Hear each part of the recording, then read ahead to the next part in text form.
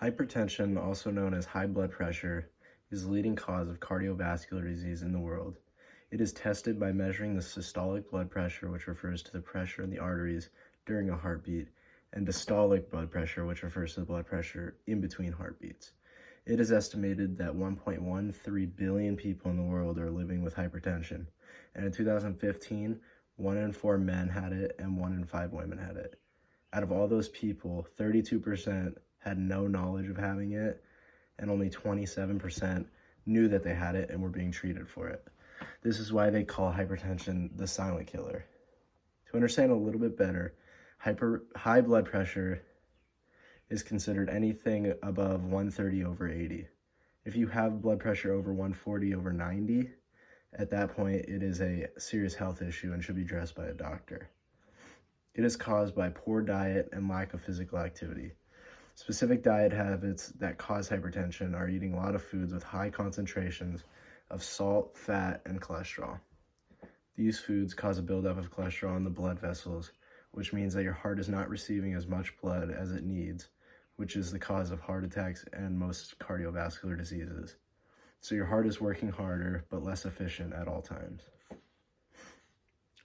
If you don't know whether or not you have high blood pressure, a few of the signs include severe headaches, fatigue, vision problems, chest pain, difficulty breathing, and irregular heartbeat. Most of these are a result of low levels of blood reaching parts of your body like the brain, heart, and muscles.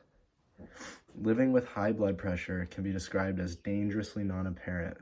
What I mean by this is that people with high blood pressure don't usually see the extreme signs. The reason this is dangerous is because you won't know about it until you've either been tested for it or you come down with a cardiovascular disease. The list of health risks that result from high blood pressure are heart attacks, strokes, heart failure, kidney disease, vision loss, peripheral artery disease, and sexual dysfunction.